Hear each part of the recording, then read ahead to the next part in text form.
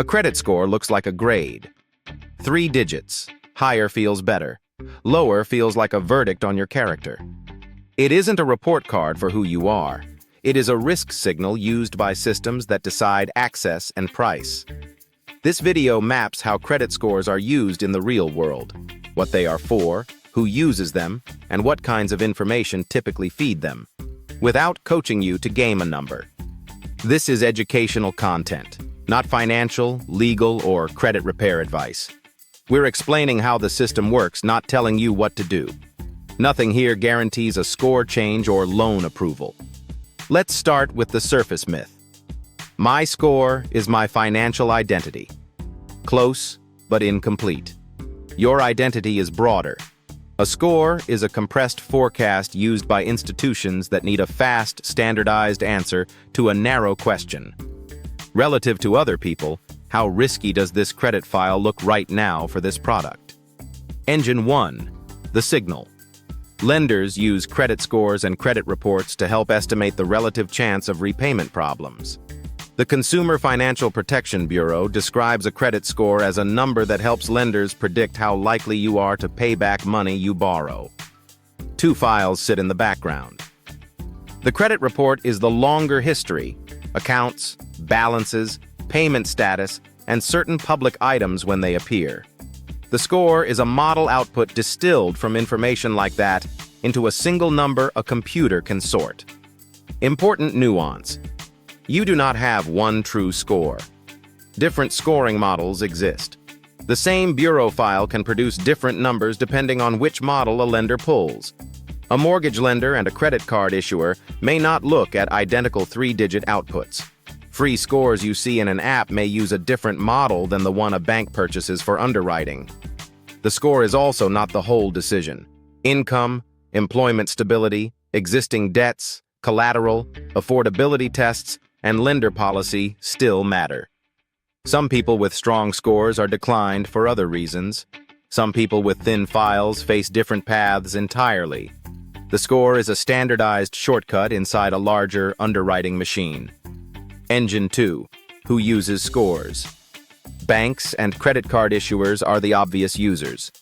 Auto lenders, many personal loan underwriters, and some student loan or refinance processes sit in the same family. Beyond classic lending, related checks can appear in other markets depending on country and state rules. For example, insurance underwriting in some places, mobile phone contracts, or rental screening. Legal limits differ by jurisdiction. The shared idea is infrastructure, a third-party summary that reduces the cost of saying yes, no, or yes at a price. When a score is used for pricing, the economics are straightforward in the aggregate. On average, lower measured risk is offered cheaper credit. Higher measured risk is offered tighter limits, higher prices, or a decline. That is not a moral judgment baked into the digits. It is how risk-based pricing works when a score is in the loop. Hard inquiries, applications that trigger a lender to pull a report for a decision, can themselves be visible on a file for a time. Educational materials often distinguish those from softer checks used for pre-qualification or account reviews. Exact treatment depends on the model and the pull type. Engine 3.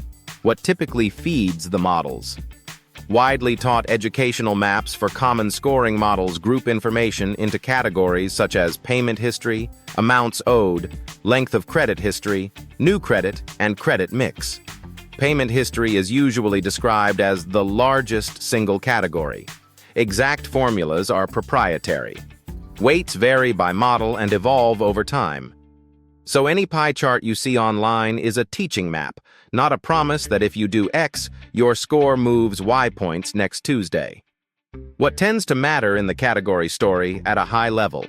Whether accounts were paid as agreed, how much revolving credit is used relative to limits, how long accounts have been open, recent applications and newly opened accounts, and the mix of account types. Collections and certain public records, when they appear, can weigh heavily depending on the model and recency.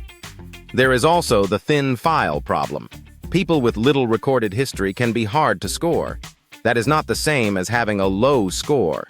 It is a data sparsity problem the industry tries to handle with alternative products and manual underwriting in some cases. Again, varying by lender and country. The twist? A score is access infrastructure, not a personality score. It compresses a file into something a machine can price at scale.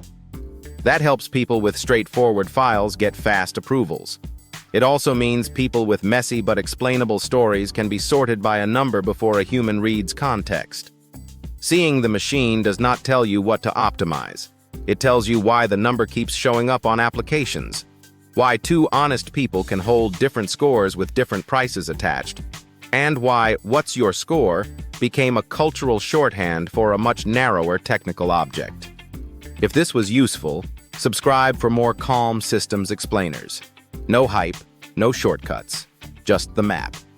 This was educational content only, not financial, legal, or credit repair advice. Nothing here is a recommendation to open, close, or apply for any account. Your decisions are your own.